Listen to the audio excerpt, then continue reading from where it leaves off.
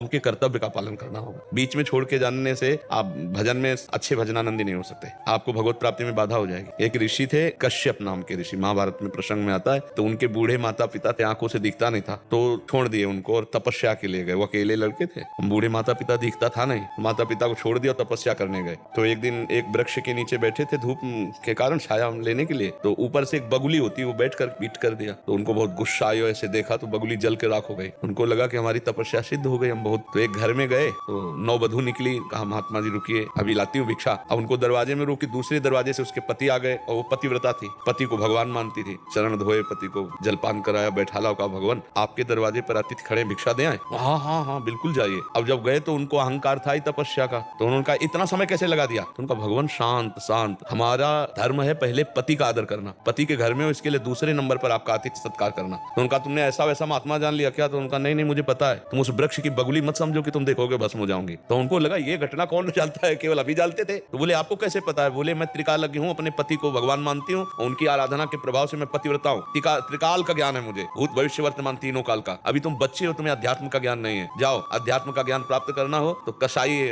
पता बताया और कहा उनका नाम सदन कसाई, उनके पास जाओ वो तुम्हें ज्ञान देंगे। महाभारत की कथा है। अब वो आश्चर्यचकित तो थे ही, उसकी बात मान करके वो उस स्थान पर गए तो वहां वो मांस काट के बेच रहे थे। कोई कहता है 1 किलो 2 किलो तो ऐसे मांस काट के बेच रहे थे, वो ऊंट फड़क रहे थे, अर्थात नाम चल रहा था भगवान का। उन्होंने देखा इतने गंदे आदमी से बात करने के लिए भेजा तो चल दिया। सोचने का रुको रुको, अमुक गांव की पतिव्रता ने भेजा है ना, बिना फोन के। पहले तो फोन था नहीं। तो उनका आप कैसे जान गए। बोले मैं त्रिकालज्ञ हूँ। बोले सब त्रिकालज्ञ मिल रहे हैं, हम ही को केवल ज्ञान नहीं है। बोले आपको तीनों काल का ज्ञान कैसे हुआ। बोले रुको हम मांस सब जितना बेच लेते फिर आप चलते। तो मांस बेचा और गए। घर में बूढ़े माता पिता सिंहासन पर बैठे थे, उनको जाके साष्टांग प्रणाम किया और कहा मेरे कुल का धर्म है इसलिए मैं मांस बेचता हूँ, खाता नहीं हूँ। रात दिन अपने माता पिता को भगवान मानकर उनकी सेवा करता हूँ और नाम जप करता हूँ, इसके प्रभाव से मुझे ज्ञान है। जैसे वो अपने पति को भगवान मानकर बरती है और नाम जप करती है, उसके प्रभाव से उसे त्रिकाल मैं देख रहा हूँ, तुम्हें कभी भी ये ज्ञान प्राप्त नहीं हो सकता। उनका क्यों। बोले तुम्हारे माता पिता अंधे हैं, तुम्हें जरूरत थी उनकी सेवा की, छोड़कर यहाँ तपस्या का ढोंग करोगे, कुछ हाथ नहीं लगना। जाओ पहले माता पिता का उद्धार करो, जाकर के उनका शरीर पूरा हो तब तपस्या करना। तो ऐसे ही शास्त्र आज्ञा करता है, अपने अपने कर्तव्य